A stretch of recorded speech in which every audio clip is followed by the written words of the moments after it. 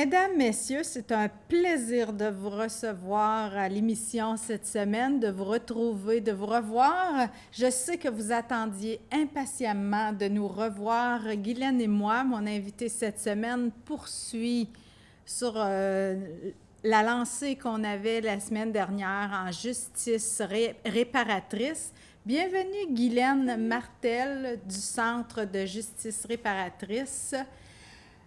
On avait mis la table, je dirais, on avait raconté un peu, on avait vu la philosophie, les valeurs qui sous-tendent la justice réparatrice. Aujourd'hui, à l'émission, on va tenter de voir comment ça se passe une rencontre parce que le principe de la justice réparatrice, tu me diras si j'ai bien compris, si j'ai bien appris ma leçon, c'est de mettre en présence des gens qui ont été victimes d'un acte criminel ou sont un auteur d'un crime le même parfois. Ça, tu appelles ça le crime direct.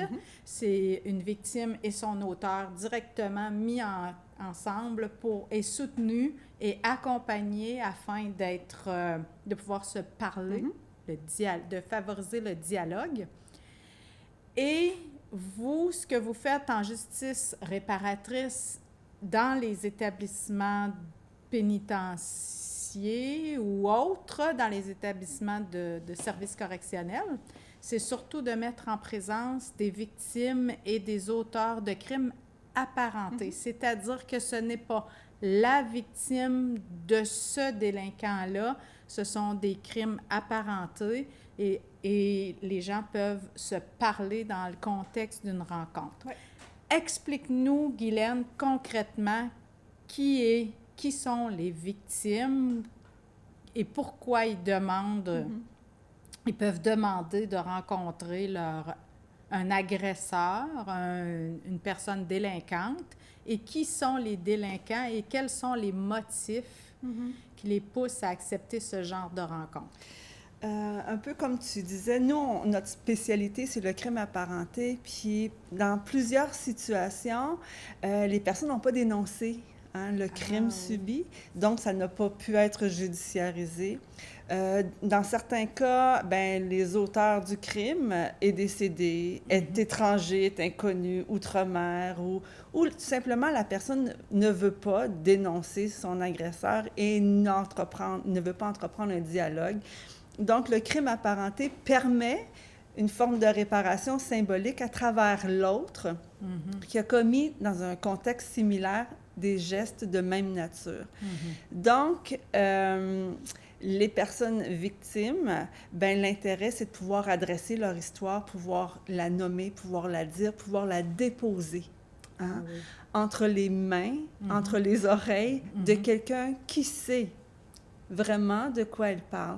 Souvent, les victimes, dans leur entourage, déjà, c'est un choc d'apprendre, de vivre une victimisation, puis d'apprendre une victimisation. Puis, des fois, la victime va chercher à protéger son entourage du contenu puis se protéger elle-même, mais aussi protéger l'entourage de... Fait que dans ce cercle de dialogue-là, la personne peut exprimer sa réalité avec les mots qu'elle a envie d'utiliser sans le souci de préserver l'autre. C'est le moment de dire ce qui a été véritablement pour elle, cette histoire-là. Sa perception, ses réactions, tout. Ce qu'elle a vécu, ce qu'elle a oublié, ce qu'elle est capable de se rappeler, pourquoi c'est encore chargé, comment ça affecte encore sa vie aujourd'hui. Elle peut déposer ça. Oui. Et elle peut oser poser les questions qui trottent toujours après. Tu sais, souvent, c'est pourquoi moi? Ça, c'est vraiment... Et puis, et pourquoi toi? Tu sais, pourquoi? Fait que c'est comme ce désir de chercher un sens à quelque chose qui... Est-ce qu'il y en a un? Tu sais, c'est ça. Mais c'est comme d'avoir des réponses parce que souvent, pour les victimes, les réponses qu'elles se donnent, c'est que c'est de leur faute. c'est Ah parce oui. que j'ai pas fait, c'est parce que si. Et cette boucle tournante-là, ben, fait que des fois, on reste pris dans ce traumatisme-là. Et pour le délinquant, c'est quoi l'avantage, l'intérêt? C'est presque, ça peut être perçu comme du masochisme. C'est vraiment, puis je l'ai dit en première émission, ils sont accompagnés Ah oui. vers cette responsabilisation-là, vers la connaissance de soi aussi. Ah oui. Et là, c'est comme, OK, j'en suis arrivée là, j'ai fait ça. Maintenant, je veux prendre la mesure, je veux prendre conscience, je veux le plus possible considérer l'impact. Parce que dans le courant de l'acte l'histoire. criminel OK. de la personne, bien, les délinquants ont toutes sortes, comme tout humain, on a toutes sortes de mécanismes de défense pour se protéger. Fait que souvent, ils ont minimisé leurs gestes. Ils ont été dans le déni aussi. Fait que là, c'est comme prendre La conscience. mesure. Et ma croyance, c'est quand je peux aller là, prendre ma responsabilité pleine et entière sous multiples dimensions, je peux continuer ma progression. Donc, ils ont ce désir-là de progresser et de ne plus, en justice réparatrice, il y a ce souci-là de changer. Ne plus recommencer. Ouais. Il faut qu'il y ait vraiment cette prémisse-là. Alors, concrètement, Guylaine, comment ça se passe une rencontre? OK. D'abord, il faut dire qu'un processus de justice réparatrice chez nous, c'est en 3 rencontres. OK. Et une 4e ultérieurement, si elle est possible. Fait que c'est pas qu'une seule rencontre, OK. c'est une série de 3 rencontres. Et nos rencontres, ce sont des rencontres de 3 heures maximum, OK. parce que ça prend du temps. Et en même temps, il faut qu'il y ait une fin. De l'énergie aussi. De l'énergie, exactement. Alors, nos rencontres réunissent 5 personnes. Il y a toujours 2 animateurs qu'on appelle qui vont guider la démarche, soutenir la démarche. Une personne qui a commis les gestes, une personne qui a subi. Et à ça se rajoute une 5e personne qui est un citoyenne de la communauté, un membre de la communauté qu'on appelle qui vient participer aussi. Parce qu'un crime ne fait pas qu'une victime, touche la communauté. Et la communauté, dans ce sens, a une place pour s'exprimer, a une place aussi pour prendre une certaine forme de responsabilité dans le soutien, déjà, auprès de un et de l'autre, dans les préjugés, dans les actions que le citoyenne pourrait faire ultérieurement pour prévenir que des situations de crime se produisent. Donc, c'est vraiment... Et cette partie-là, cette présence-là, elle est cruciale dans notre modèle parce que c'est une personne qui apporte un autre point de vue. Et il est important. Et d'avoir cette dimension-là fait aussi que un et l'autre n'entrent pas dans un dialogue linéaire. Mais là, ça doit circuler. La parole. La parole, parce que c'est vrai, il y a un autre joueur d'impliquer là-dedans.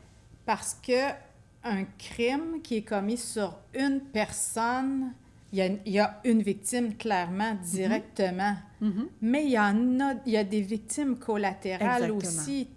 Quand la personne est touchée, change de comportement subitement, il y a un impact sur... Tout à fait. Même sur la famille de l'agresseur, sur sa communauté, sa ville, son conjoint, sa conjointe, ses enfants. Mais sur la victime aussi, il y a plein de monde, il y a toute une famille autour qui est nécessairement touchée par, Tout à fait. par un crime. Tout à fait. Et on invite, dans le fond, dans nos démarches, ce n'est pas qu'une personne qui a été touchée directement par un crime qui peut vivre une démarche de justice réparatrice, mais les proches.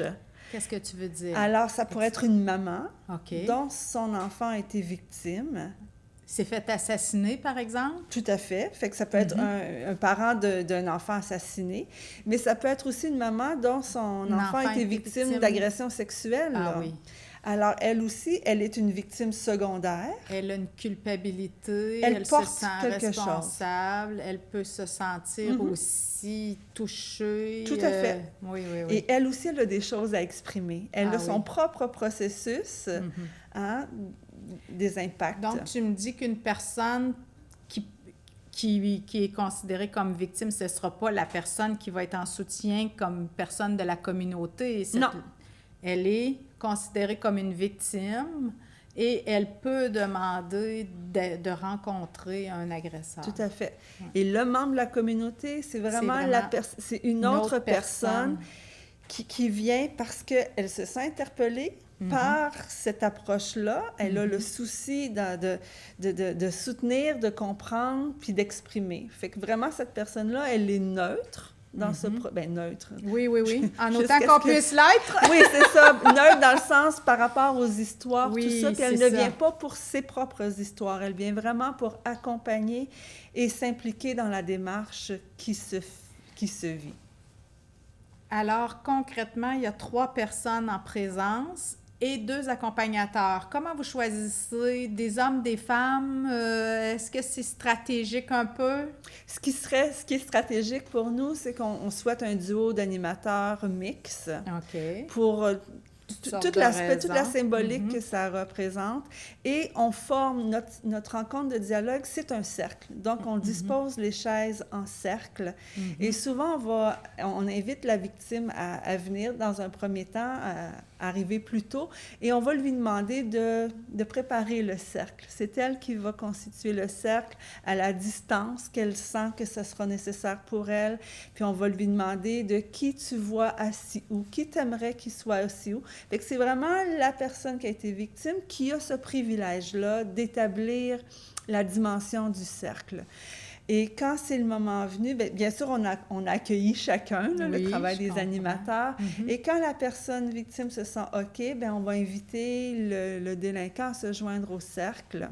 Et là, dans un premier temps, c'est vraiment la prise en charge des animateurs. Ou est-ce que là, on va prendre un temps pour expliquer, atterrir, parce qu'on... Se regarder. Apprivoiser, oui, c'est ça. Il y a toute une période d'apprivoisement.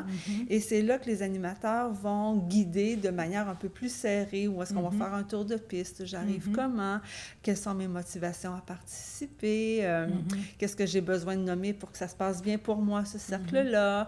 On va signer une entente de confidentialité.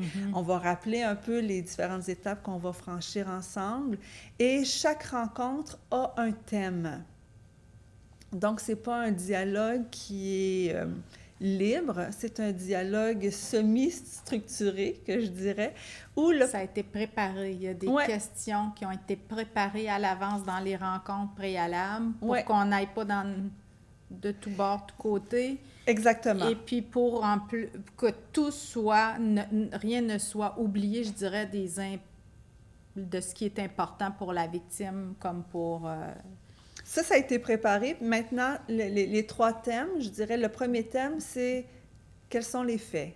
Qu'est-ce qui est arrivé? Alors, chacun va prendre connaissance de l'histoire de l'autre. Et là, chacun a été invité à préparer c'est quoi mon histoire? Qu'est-ce que je me sens de dire? Qu'est-ce que je raconte? Et dans le témoignage, c'est vraiment un dialogue un après l'autre. On n'est pas dans le dialogue fluide encore, parce qu'on établit les bases de sécurité. Donc, chacun raconte. Fait que si je suis la victime, je raconte d'abord. Bon. Quand j'ai terminé, on va inviter tous les participants à juste une rétroaction. Comment chacun reçoit l'histoire de l'autre. Et après ça, c'est l'histoire du délinquant qu'on entend. Et chacun va s'exprimer sur comment il reçoit l'histoire de... Fait que c'est une mécanique de dialogue. Dans la première émission, Guylaine nous a parlé de pouvoir. En plaçant les chaises, la victime prend du pouvoir, non? Tout à fait. C'est symbolique. C'est symbolique, mais en même temps, ça fait son effet, je dirais. En parlant la première, là encore, elle a le choix de parler en premier ou pas. Fait qu'on lui demande, est-ce que tu souhaites commencer ou tu souhaites entendre pour commencer? Ben voilà. Encore une fois, elle a le pouvoir. Puis ensuite, elle choisit les mots, les émotions. Est-ce que ça peut avorter? En cours de route. En cours de route, à n'importe quel moment. Il y a toujours cette possibilité-là parce que c'est volontaire. C'est ça. Toute la mécanique, toute la démarche est volontaire. Et en cours de route, plein de raisons, ben la personne en est arrivée à dire, ben je peux pas continuer. Je ne peux Ben plus. on va favoriser que, OK, on va juste se l'exprimer, que pour toi, c'est la fin, puis ce que tu as besoin de dire par rapport à ça. Puis tu vas entendre les réactions des autres, j'imagine. Puis on va le clore comme ça. Et je dirais que c'est jamais arrivé. Non, en 20 ans, c'est jamais arrivé, mais il y a toujours cette possibilité-là. Okay. Et on prépare les gens à ça, si jamais. Puis en cours de route, tu sais, la veille, c'est notre première rencontre. Si pour toi... c'est trop. C'est OK. OK. On va prendre ça. Tu sais, il n'y a pas de « c'est maintenant ou jamais ». Il n'y a pas de bonne ou de mauvaise réaction? Non. Il y a des réactions. Maintenant, elles vont être soutenues, puis on est préparé à ça. Fait qu'on prépare les gens à « tu as la possibilité de te rétracter à tout moment. Maintenant, si ça l'arrive, tu ne prends pas ça personnel. C'est difficile de ne pas prendre ça personnel, mais c'est pour chacun. Hein? L'angle, c'est que tu prends soin de toi. Tu n'es pas là pour prendre soin de l'autre. Fait que tu vas faire ce qui est bon pour toi. Et si ce qui est bon pour toi, c'est de reporter ou de s'arrêter, ça sera ça. Guylaine, qu'est-ce que ça a changé dans ta vie, tout ça? Il me semble que oui, il me semble qu'il faut parler, parce que j'aimerais bien comprendre j'aimerais bien connaître des choses qui sont arrivées, comment ça a eu de l'impact sur certaines victimes, mais d'abord avec toi. C'est sûr que ce sont des expériences humaines hors de l'ordinaire, hein, où tu es touché dans ta profonde humanité, sensibilité, même dans tes vulnérabilités. Fait que je crois que c'est ce que ça m'a permis de me rencontrer, moi, plus en profondeur, comme humaine vulnérable. Et je pense aussi dans mon entourage, ce désir-là de reproduire un peu ce dialogue authentique-là, tu sais, de le permettre dans mon entourage, quand on a des choses à se dire, est-ce que c'est le bon moment, est-ce qu'on peut le faire?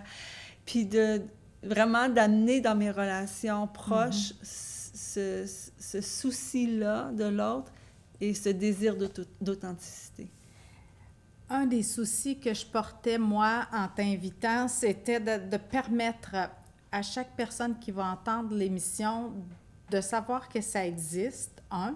2, de pouvoir concrètement arriver à des pratiques de dialogue moins violente. Est-ce que c'est pas un peu l'objectif non-violence dans la communication? Hein? Tout à fait. C'est sortir des mécanismes d'attaque, hein, de défense pour oser la vulnérabilité, oser l'authenticité dans un espace de sécurité. C'est pas toujours possible parce qu'il faut garantir une sécurité pour s'ouvrir à ce niveau-là.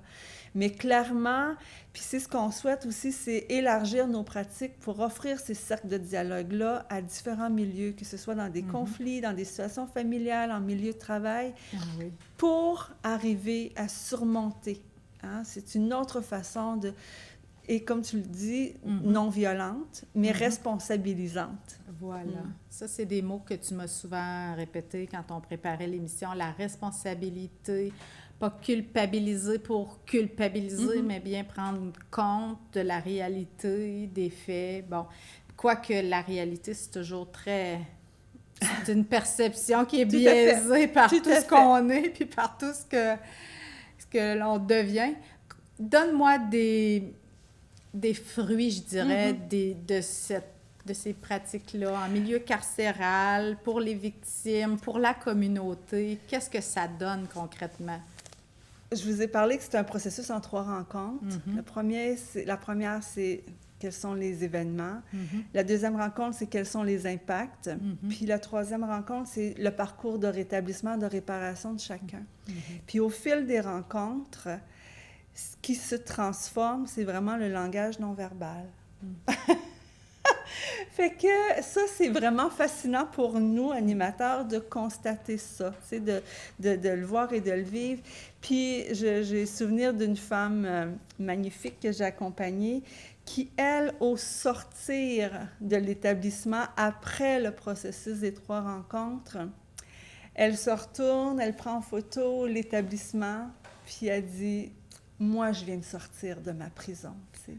Ah, c'est beau. C'est des phrases choc, c'est des phrases symboliques, d'impact, qui témoignent de ce que ça a pu être pour elle, cette expérience-là, à ce moment-là de sa vie. Tu sais. Ah, c'est beau, ça. Puis une autre, c'est une histoire de meurtre, où cette femme a perdu et son fils et son conjoint par meurtre.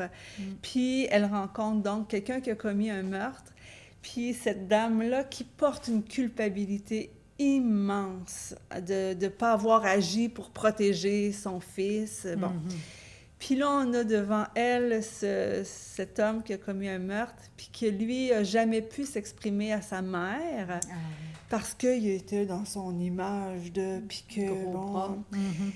Puis au moment où lui était prêt à s'exprimer à sa mère était plus en capacité cognitive. Il lui avait écrit une lettre qu'il n'avait jamais pu lui lire. Et dans cette rencontre-là, c'est des moments très émotifs, où cet homme-là a apporté la lettre qu'il aurait souhaité lire à sa mère et qu'il lui a lu à cette maman-là. C'est des choses qui ne se prévoient pas. C'est ça. Et quand on parle de réparation symbolique, c'est percutant parce que c'est pas calculé. C'est ça. Puis que... Mais ça a un impact quand même. Oui, et cette femme-là qui a entendu et qui a pu comprendre à travers lui que quoi qu'elle ait fait... Quoi qu'elle ait pu dire. Rien ne pouvait. Et changer. Non. Et quand on a revu cette femme... Elle nous dit, parce qu'on fait toujours une rencontre bilan quand c'est possible, 3 mois plus tard, elle nous dit, j'ai ressorti la photo de mon fils, puis là, je suis capable d'y parler, puis là, je suis capable de lui dire que je n'étais pas d'accord avec son mode de vie. En tout cas, fait que ça avait rétabli une espèce de dialogue avec son fils. Fait que... Elle était sortie de sa prison, elle aussi. Oui, bien à ce moment-là, c'est ce qu'elle nous a dit. Fait que c'est comme... Et ça, c'est pas un travail c'est pas nous, les intervenants, qui faisons, qui pouvons permettre ça. C'est quand le délinquant dit à la personne qui a été victime d'agression sexuelle, d'inceste, qui lui dit « Hey, t'as rien fait, c'est moi qui ai tout... » manigancé, pour te faire croire... C'était pas son agresseur, là, mais pour faire croire à ma fille que... Fait que c'est moi le fautif. Fait que quand tu te retrouves devant la personne victime qui entend ça, puis qui l'entend d'une personne qui a commis les gestes, c'est percutant autrement. Mais quand même... Quand je dis c'est percutant autrement... c'est que ça a un poids, ou quand moi je travaille avec une victime puis que je lui dis, elle sait que je prends pour elle, tu sais, bon, en tout cas, elle sait que je vais lui dire c'est pas de ta faute, mais venant d'un auteur de faits comme ça... Ça n'a pas le même impact, ça ne percute pas de la même façon. Et ça fait... C'est ça qui peut être guérisseur. Et on assiste des fois à des sanglots, des moments de silence remplis de sanglots. Et là, on sent que, OK. Il se passe quelque chose, puis il y a de la libération. Fait que c'est à ça qu'on assiste. C'est très beau. On assiste à quand la victime va dire, ben j'en veux plus de cette culpabilité-là. Voilà, je te la laisse. Parce qu'elle t'appartient. Fait que c'est ça qui se passe. Et comme il n'y a pas de lien entre un et l'autre, quand la 4e rencontre bilan est possible, au terme de ça, il y a un point. Donc, il y a une page qui se tourne et ça demeure un souvenir. Ça demeure un moment précis dans le temps qui n'a pas de suite. Et en même temps, ben c'est ça. Ça permet... S'il y a un point, comme tu dis, dans le livre de la vie de cette personne-là, ça permet d'ouvrir une page blanche. Ça peut.